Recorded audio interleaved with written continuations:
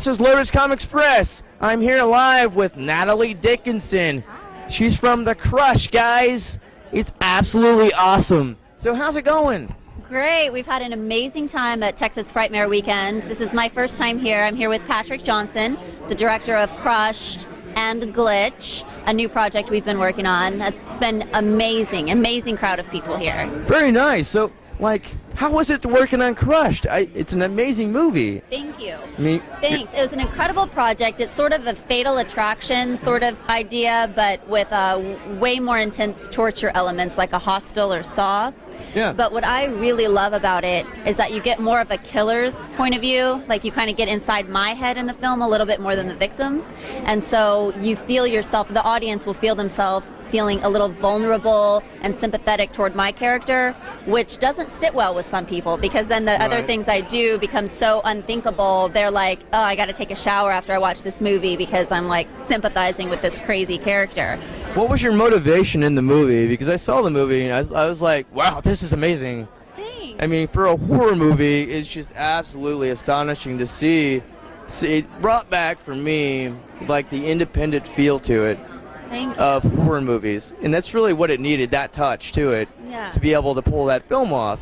And when I saw it, I was like I said to you before off camera, I'm into horror movies, but real picky on what I watch. Yeah. And so when I watched it, I was like, this is amazing. I'd love to buy this movie and actually see this, and kind of get it in the depth of watching it again from a different point of view and that sort of thing, So I was wondering, what was the motivation that you had when you were actually the character? Okay. Well, I want to say one other thing about the film, too, that I think makes it stand out is the cinematography is really artistically done, and the composition and the colors of the film, it's really fun and pretty to watch. And so I think a lot of people are drawn to that.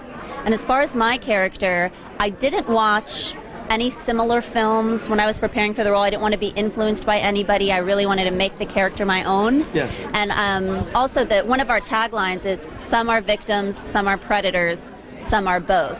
So I figure this girl became this way. This is her reality that we're seeing her live in, and she got there somehow. She's not just pure evil. She was that makes sense. Created as this person. She has a history and experiences that led her to this place. So I did research on, people who had been traumatized as children, people who had bad experiences, and just sociopaths in general. Right. And all these elements that compile making this character who she is. And so she is completely earnest, and her heart is in everything that she's doing. And so she's just like, wah! There's a reason for what she's doing, and she's in love. Well, I gotta say, very good costume.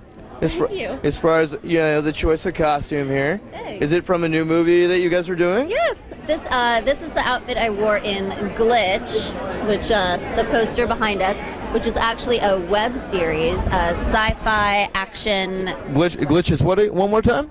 It's a sci-fi action web series. We're hoping to get it on the web. We have a pilot shot, and it's actually being shopped around. May end up on TV, who knows, but we're kind of thinking the internet is the best audience for this film.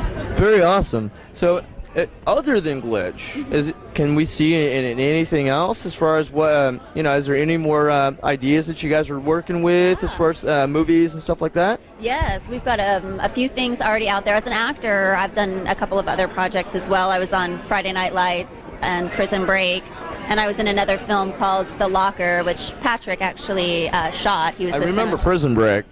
Yes. You're really good in that. Thanks. Yeah. Did you see that? I got shot and killed. Yeah. I'm always. It was real brief, but Yeah. I was like, that was amazing. You did really good in it too. It was like Prison Break. I never would have expected to see you in Prison Break and then go across the other spectrum to Crushed.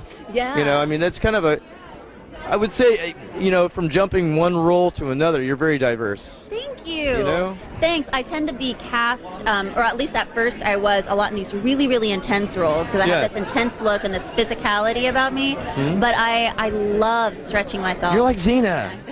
It's great. I could totally be her. Yeah, I know, right? But it's really fun to stretch myself and do all kinds of different things. So we actually have another film in post-production. It's an R-rated comedy, it's called A High Schooler's Guide to College Parties. Actually, I've heard of it. Oh, you have? Yeah. Yeah. Because I did some research on you guys. I was like, what else are they going to do? Because this movie is one of my favorite horror movies ever since I saw it. And it's like, that was the new movie I heard about. Oh, yeah. So tell me a little bit about it. Oh, my gosh. It's so much fun. It's like a super bad meets risky business. Yeah. But we tend to, and I actually co-wrote it with Patrick. And really? So the kids and the voices and the main characters, I feel like have a really fresh take. They're not like the stereotypical that you see in every teen movie. Okay. So I think it's really cool in that way. And I play the older sister of a high school girl who's going to a party. What cooler thing is that, right? I know, and I'm trying to show up at this party to bust her for being there, and I'm like the really, stick up my ass, like glasses and ponytail. But I get to the party, start taking shots of tequila, and the next thing you know, I'm wearing a cat costume, and I've lost my dress somewhere, and I'm the one that needs to be controlled. So it was that makes sense. Super fun. That makes sense. Well, tell me how it was working with the cast, the director. I mean, obviously, he did an outstanding job at what he does. He did. Right? Yes. I mean, so how was it working with the cast? They were amazing. And Patrick, the other lead character, Henrik, that plays Ray in the film, he's from Sweden. And Patrick had been working on a film in Sweden and met him. And he had done a lot of work over there. Patrick's really cool. He's a real nice guy. Yeah, totally. So as far as his company, if the supporters wanted to support you guys, and do you guys have a fan site? Do you guys have somewhere where they can go and support what you guys are trying to do? Absolutely. The company is Hold It Now Films, and the website is holditnow.com. And then you can have links to all of our other sites there, the film sites and the Facebook page, and you can buy the film off crushthemovie.com. And and you can find facebook.com/crushthemovie or /glitchtheseries or /actor Natalie Dickinson. So, Miss Natalie Dickinson, I've got one wrap-up question for you, but generally we don't ask, but knowing, seeing your outfit here, I've got to know. Okay. What is your favorite superpower? And if you had a favorite superpower, what would your superpower be? That's a good question. I kind of flip-flop between which superpower I would want, but I kind of like super stretch power. You'd be like Mr. Fantastic, you know that, right? Oh, yeah. Or from The Incredibles. See, I would get completely different jokes. Elastigirl. I would get completely different jokes if I had that power than you. Yes, you would. Right? Yeah. I mean, exactly. So super stretch abilities, huh? Yeah. Really? Yeah. Yeah? So. See? We haven't had that one on Lotus yet. This is LotusComics.com. This is Natalie Dickinson with Crushed and Glitch. Absolute pleasure having you on the show. Thank you so much for your time. Thanks. Thank you.